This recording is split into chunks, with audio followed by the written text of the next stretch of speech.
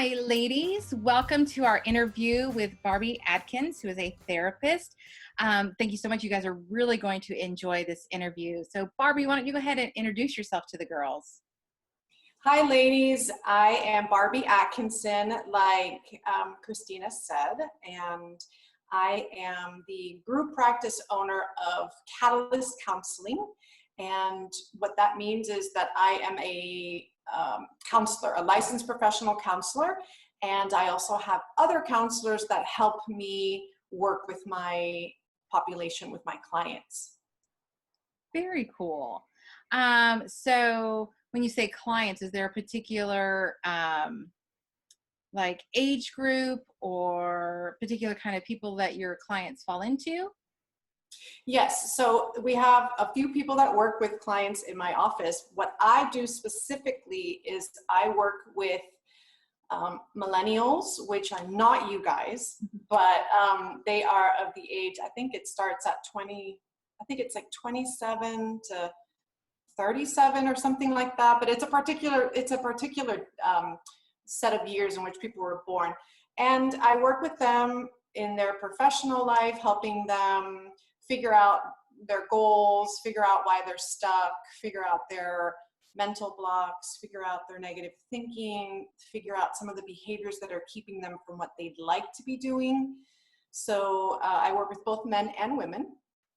I also work with moms. So sometimes being a mom is a little bit difficult, whether you're a brand spanking new mom or you've been a mom for a long time. So we work on things regarding motherhood and how that can change one. Who else do I work with? I also work with some men. So depending on what they're bringing to the table. But with these three groups, this population, what we call clients, people who come to see me, they all typically have, like I mentioned, the motivation stuff and the stuck stuff and the negative thinking stuff, a lot of anxiety. I don't know if you girls, any of you know what that feels like. So I work with that. I work with people of all ages with anxiety. So that's what I mean by clients, people who come to see me and we sit together. Very cool. So, what motivated you to go into this line of work?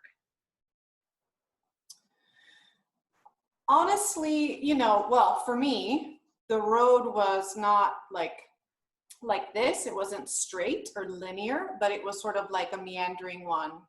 And I started off thinking I wanted to do something else. And I started off thinking that I wanted to go to medical school and be a physician. And while that was very interesting to me and continues to be a topic that I enjoy, the human body and things like that, I was really, it came down to the fact that I was really much more interested in the whys of things. And what I found was that in the schooling that I had had up to then, there was a lot of, well, science is factual, meaning there's like black and white, and I always fell in the gray. I could always see both sides of things, and I just could always be really flexible and malleable. And I thought, I don't know if this is not the right science for me. And so then I decided to do a science, but a softer science, not a hard science. And then I decided to take psychology, and it just fit. I enjoyed reading everything, and I knew that was a big difference from my other classes. I enjoyed reading every book, every assignment. I loved the group projects, and I just knew that I had found the right fit for myself, my personality. And I am infinitely curious. Like, I'm inquisitive and curious, and I think it's a really good fit for what I'm doing, because I kind of get to ask the questions and get to ask you the questions, the clients, what, why, where, how. Yeah, so I think I answered your question, but I think that's Yeah, you did. So I think because when I've talked to a lot of girls about, especially those that want to enter into some kind of medical science field, they think that they're going to take one particular path. So I think it's very interesting. You said that, I kind of meandered around, but with opening up, you said that you have your own practice. Have you always had your own practice, or did you go out, like you graduated from college and you worked for someone else? How did you decide even that you're going to have your own practice? Oh my goodness. Yes. The private practice came in the fairly recently in the, in the scheme of things. I graduated high school at 16 and started university at 16 because of advanced this and that and the other. And so I ended up being really young when I graduated. When I graduated from, well, we'll talk about it later, but when I graduated from my graduate degree. So I have had the opportunity, due to my inquisitiveness, my personality, and my nature, to do a lot of different things in the field. And so, oh my gosh, I've worked in hospitals and schools, online, at colleges, did I say schools? Schools. I worked at a couple of different schools. I worked at agencies, which are different. They're in the community, and it's different, different funding and things like that. But I've worked for agencies, and then I took a little bit of time off because I have two daughters, and I took a little bit of time off to hang out with them. Speaking about motherhood and transition, I decided for me that I didn't want to do both things at one time. And so, like I said, I took a little bit of a break from working, and then I eased into it. And when I went back into working, I realized that I wasn't super interested in working hard for someone else. So I wanted my efforts outside of my home to have more bang for their buck.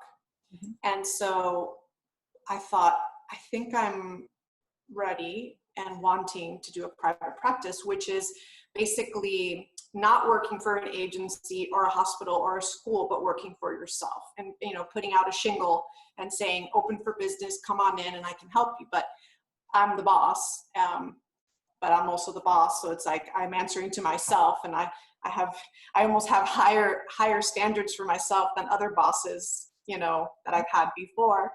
And so that just happened about 3 years ago. This will be the third year. Wow. That I'm in private practice. And it started off just me, right? Barbie Atkinson, LPC.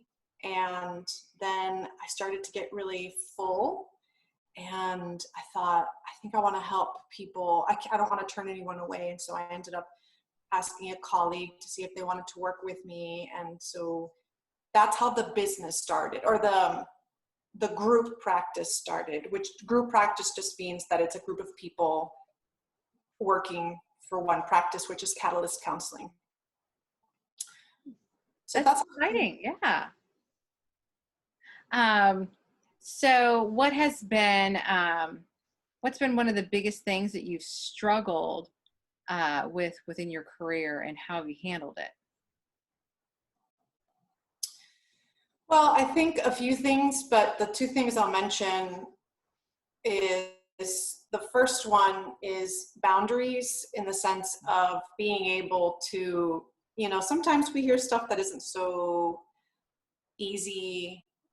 We all have a story, and in that story, sometimes some characters or some parts of it are harder than others.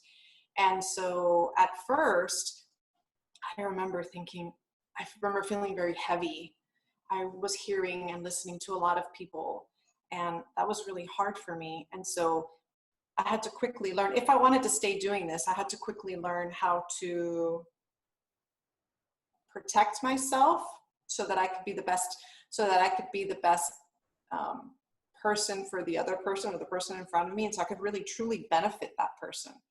And that is a distinction between the relationship that I have, for example, like you guys, some of you might have gone to counseling before and understand that person was cool and caring and kind.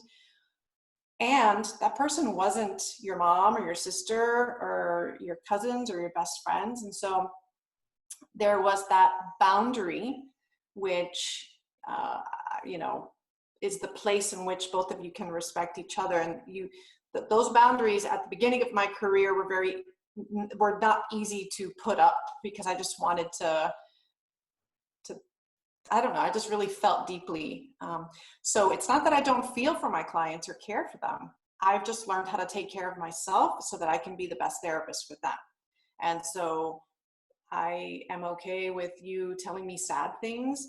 And while I am human and I might feel a tinge of sadness, it wouldn't be exceptionally helpful to you if I sat and cried with you for a long period of time, or you know what I'm saying? So there's a little bit of a boundary there. So that's something that I've had to learn, and that isn't so easy. And what else? That's a big one. I think that would be really big and really hard, because someone who wants to be a therapist is someone who is empathetic with people and their struggles and everything like that. And so you feel for people. And that's why I would think that a lot of people would be considering a job as a therapist or as a career. But then, yeah, like you said, having that boundary, because then, how do you protect yourself? How do you keep yourself from taking their emotions home with you? I mean, I think that's something very much that would be difficult and something to consider if you're looking at this as a career, for sure. And I think the other piece, the second part to it, is that it isn't about getting people to do what you say or giving advice and people do it. Like it's not that. And so I think going in, people that think that they're just going to go into a relationship and tell this person what to do and they're going to do it, that's not how it goes, like, at all.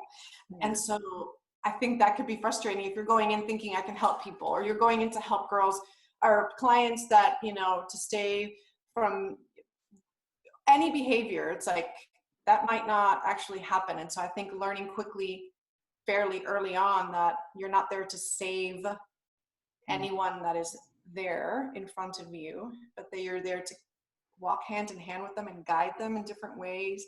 But yeah, if you're going in, and I had some friends that I remember in college and university, like, thinking that they were just going to do so much good all the time, like consistently helping people all the time. And the reality is that that's not the truth, because people come in with different levels of wanting to change and reasons for being in front of you and abilities. And so I think that's another thing. So boundaries and expectations are two things that I've had to learn. And what about since you started your own practice, looking at the business side of it too? Like, what's been the biggest struggle on the business aspect of it? I like that question, because I find it to be really interesting.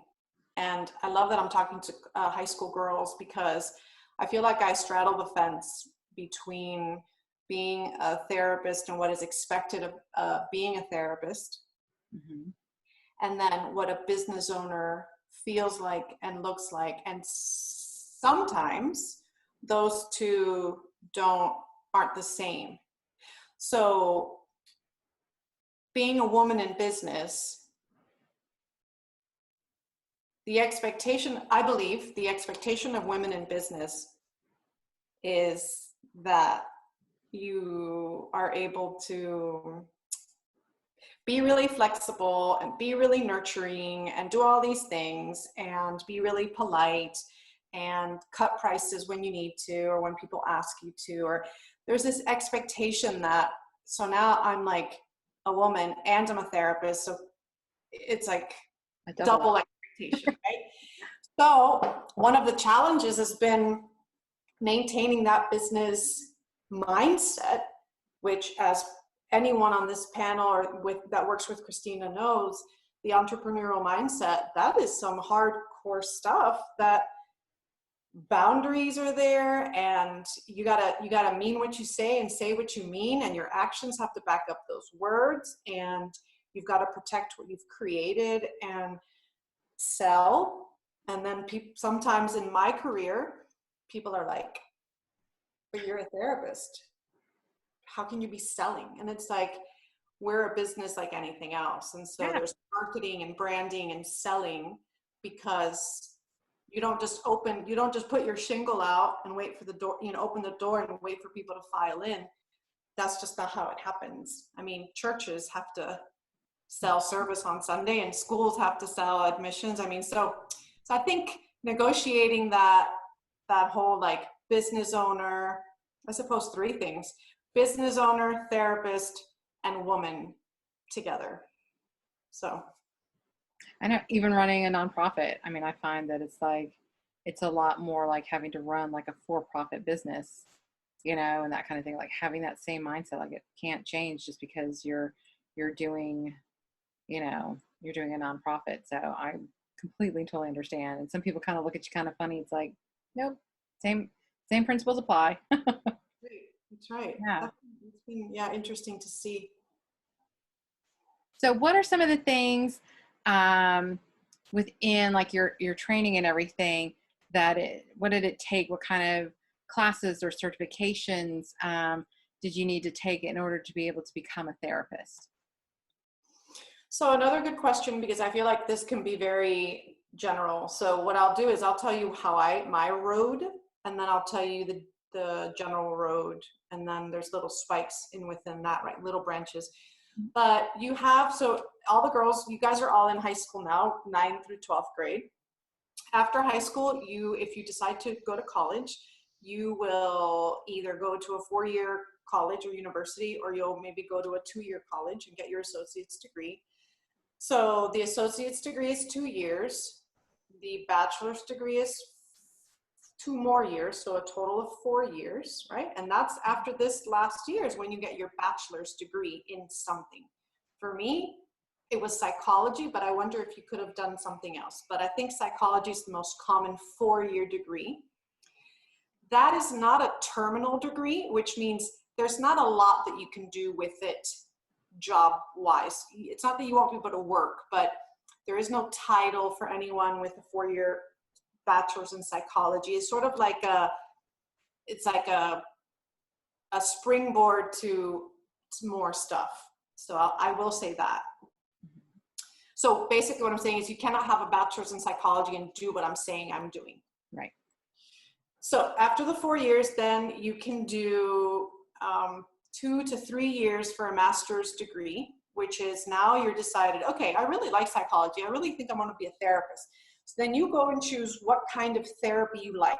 Is it school psychology? Is it marriage and family therapy? Is it, what do you call that? Substance abuse counseling? There's a lot of different things that you can do. Is it a master's in social work? So there's a lot of different things that you can do. And that's typically between 2 and 3 years. That is a terminal degree. After that degree is when you can go and work as a therapist. Before you get licensed though, so this is now my road. I got a master's in marriage and family therapy and mental health counseling. It was a double major. And when I left there, that's when you start to work at agencies or schools or hospitals, and you end up working under someone that has a license and that can supervise you.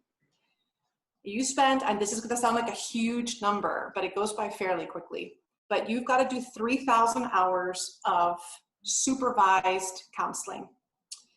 And that, I think when you work, I want to say that full-time, when you work full-time, it's like maybe 1,200 a year or something like that. So you can get in about 2 and change if you're working. But yeah, and then after that you get your license. And so that's where I got my license, my LPC, licensed professional counselor. And then that's it. And then you can open up and then you can do whatever you want to do with your license and whatever's allowed by the state. And so we're here in Texas, or I'm here in Texas. And so the board lets me know what it is that I can do and can't do. And then after 7 years of having your LPC, you can then become a supervisor. And so that's where the S comes into my name, or after my name. So it's LPC-S, which means that I get to supervise people that are getting their licensure. So that's another piece of my business, is I supervise people, and they have to pay for that. So I supervise people that are wanting to get their license. So do you have to get, do you have to every so many years get recertified, or is it a lifetime certification? Like once you've done that 3,000 hours, is that it? You're like, whoop, done for life. Well, yes, you're done for life. It's a license, but you've got to upkeep it. So all that means is that you've got to take classes, 24 credits of CEUs, continuing education units, to make sure so that the state knows that you are current and you're with it, and that you're not just sitting there what you learned back in college doing those things, because things changed. Right. I mean, not like Freudian things, like Freud has been around for a long time, so that's not changing any, but other theorists that are either, well, that are coming up, new beliefs, new research, and so we end up getting just our CEUs that way. But yeah, your license, unless you really mess it up, like doing something like against the rules, then you can keep it for as long as you pay for the licensure renewal every 2 years, and then plus the CEUs. And then you brought up another a good point to ask about was so like you're licensed in the state of Texas. Does that mean that you are licensed? You could practice like if I move tomorrow or you move tomorrow to, I don't know, Kentucky. Are you able to, or like, no, you've got to get recertified in every state? And Yes, like it's fairly easy, but it's still a definite process. I mean, we can talk business now, but every state wants their money for their licensure. And for example, if I were to move to California, California has there's a different population, and there's a different like licensure needs for that part of the country, perhaps some specific thing that, you know, California has with California law. There's a lot of law we have to know as well, Texas law, that pertains to our field and hospitalizations and things like that. So you would have to do that, and then it would be paperwork and more money. But yeah, Texas, I have a Texas license, and it's good for Texas. And that includes now the shift that we had now because of COVID-19, where I've gone to teletherapy. I still can only see people in Texas. oh, interesting. Okay. Interesting. So, well, I wonder how that's going to change things. Like if that would be, so like if someone in Oklahoma found you and wanted to do like, you know, via Zoom or whatever, do a counseling session, you'd have to be like, so sorry, can't do that. Yeah. Wow. Yeah. But of course that wouldn't be yes, but no, because I would be like, I'm so sorry, I'm licensed in Texas, but let me help you find someone that's licensed in Oklahoma. Or I might know a colleague, because that's the thing too. Like if you've lived in another state, you might have that licensure, and then you bring it to, you know, so Oklahoma, Louisiana are states that are pretty close to us. And so typically you'll find people that are licensed in those states, Florida sometimes. I want to say that, well, again, we're living in a different time right now, but I know that New York has lessened it's giving out provisional licenses for people to help, but only in New Jersey, Rhode Island, Connecticut, things like that. They're allowing the process to go quicker so that they can help more people in New York. Very cool. Very cool. So I wonder, I'm sorry, I'm like taking a tangent. So then I wonder if, with all of this technology, do you have to be living in a state in order to get licensed in that state? So would you have the ability to get licensed, say like in Oklahoma, even though you don't reside in Oklahoma? That's a good question. I don't know. I think you probably could, but I don't know. I think the board would have some questions as to why you want to get licensed and things, but I'm not sure. I'm not really sure how it is now. I just know that I have to, the person, like if you're my client, mm-hmm. and you go on vacation, not like if you move, but if you go on vacation, I can see you. Or if I move to Kentucky, I can still keep all of my clients that are here. So the state in which I have to be licensed in the state in which the client is in. Gotcha. Okay. Yeah. Awesome. Very cool. Neat little things to learn and think about with the whole technology world, you know? So what has been the funnest or the most rewarding part of being a therapist? Okay, well, the most fun thing I found is that that you could really be yourself. Like, you can infuse your theoretical and your professional life with who you are as a person. And so I am very playful, and I am very, I use humor a lot. And so I found that I can use that in therapy too. I suppose it's like a teacher. Like, there's teachers like that incorporate their personality in teaching. And so I found that I can really be myself, my professional, like myself professionally. And so I've loved that. That's a lot of fun for me, a lot of fun for me. Also, the fact that, and I feel, and I do this, and I feel this all the time, what an honor it is for me to listen to people's stories. It's like, it never gets old for me. The feeling is always there.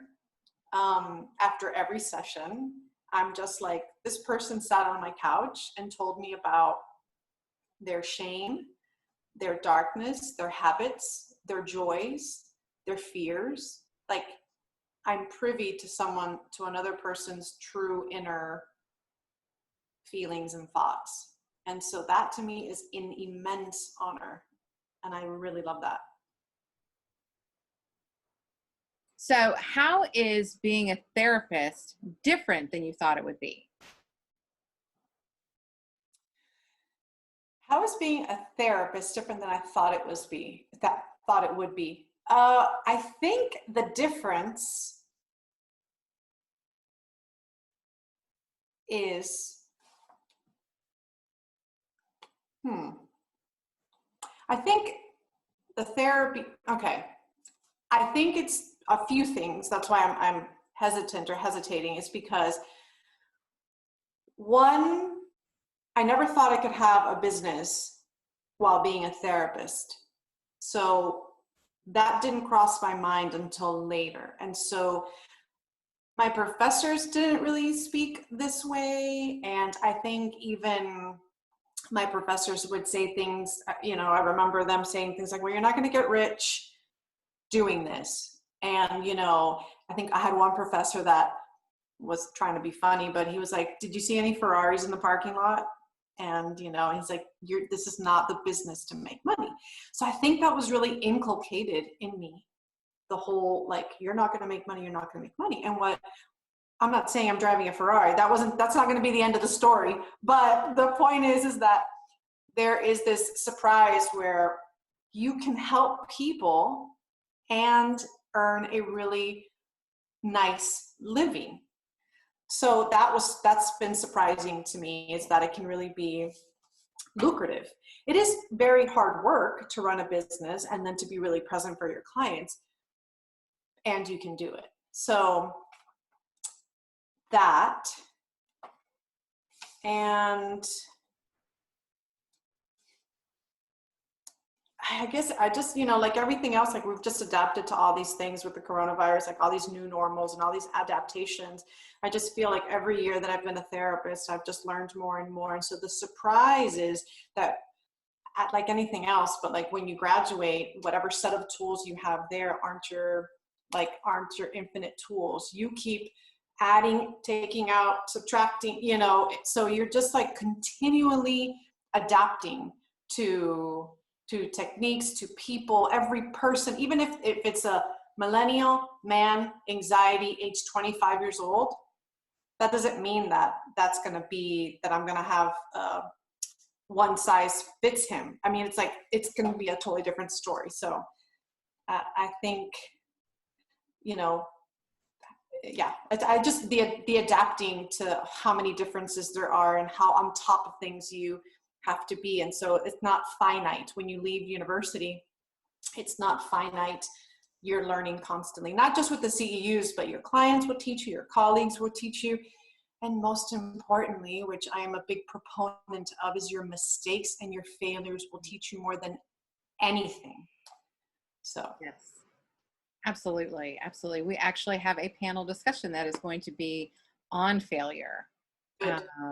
So I'm really, that was a big lesson for me, but thank you for that. So Been wonderful chatting with you.